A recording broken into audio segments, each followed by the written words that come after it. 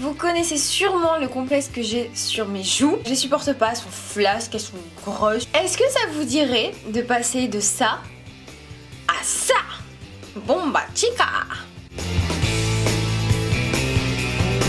Pour cela, vous aurez besoin de deux fonds de teint, un de la couleur de votre peau, l'autre un peu plus clair pour faire la base de l'highlight, d'une poudre, j'utilise la poudre matifiante de Sephora, d'un kit contouring, highlight et bronzer, celui-ci vient de chez Sleek Makeup, et d'un blush, donc je préfère utiliser un blush plus orangé qui vient aussi de chez Sleek.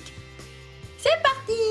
Avant tout début de maquillage, j'utilise la base Photo Finish de Smashbox. Elle permet de protéger la peau de tout ce qu'on va mettre dessus.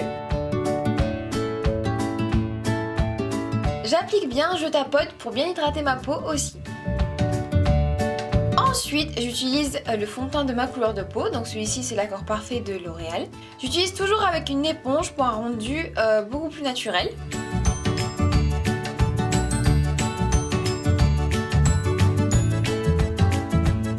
Ensuite vient la base de l'highlight. C'est en plusieurs étapes. Donc premièrement, on fait un petit arbre sur la zone T, donc le front et le nez. Ensuite, on fait deux petits triangles qui partent de l'intérieur de l'œil vers l'extérieur en descendant sur les pommettes. On n'oublie surtout pas d'aller jusqu'au ras des cils. On efface toutes les petites imperfections qu'il y a sur notre petit visage. J'en sens pas un petit raton laveur? C'est pas trop mignon?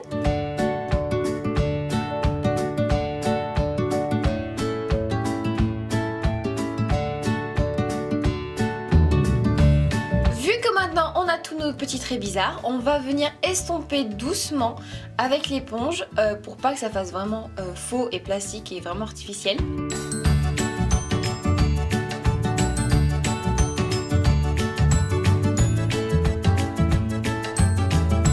Tapote délicatement à tous les coins et en fait pour un rendu beaucoup plus précis vous pouvez juste utiliser vos doigts propres évidemment.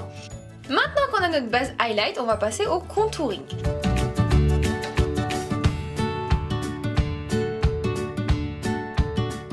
Pour cela il faut faire une petite tête de poisson très glamour. Ensuite il faut venir creuser au creux des joues avec le bronzer. Alors n'appuyez pas trop fort parce que sinon après s'il est vraiment pigmenté il va avoir un peu de mal à s'en aller. Donc voilà, petit conseil. Ensuite on va vraiment au plus près des racines de cheveux. Il faut faire la règle de 3, c'est-à-dire racines des cheveux, tempes, creux des pommettes et ensuite mâchoire. Tout simplement. On n'oublie surtout pas les oreilles. Parce que sinon après ça fait très démarqué et c'est très moche.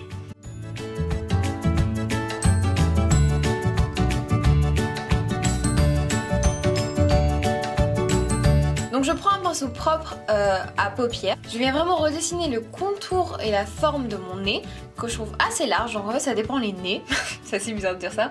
Mais en fait vous pouvez adapter votre contouring à la forme du nez en fait que vous voulez. N'ayez pas peur d'y aller vraiment parce qu'après on va venir recorriger avec le fond de teint highlighter.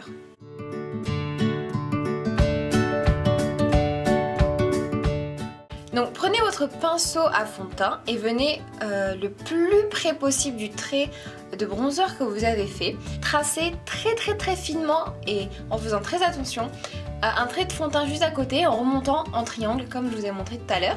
Et vous voyez, la forme de mon nez a vraiment changé, c'est très bizarre.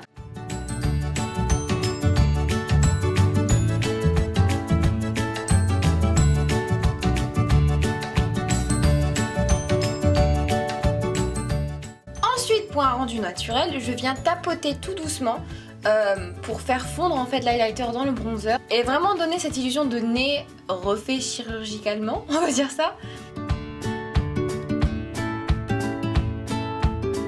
Ensuite, je viens délimiter le trait que j'ai fait au niveau de mes joues. Pour avoir quelque chose de très net, que j'estompe évidemment avec une éponge.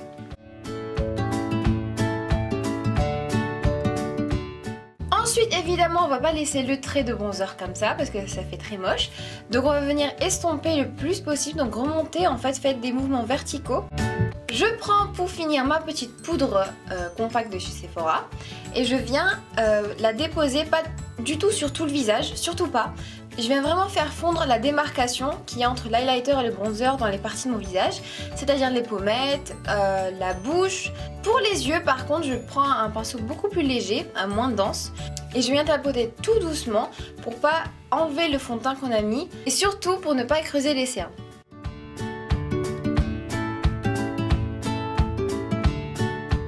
Je reprends mon kit contouring et là je prends la partie highlight, donc la partie brillante, et je viens la déposer sur mes pommettes pour vraiment faire ressortir les pommettes et vraiment creuser les joues.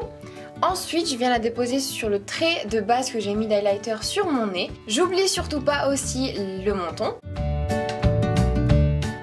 Pour finir, le petit blush, donc en fait vous devez le faire avant l'highlighter mais j'ai complètement zappé. Donc je fais vraiment attention à me prendre la forme de l'os en fait qu'il y a dans mes joues.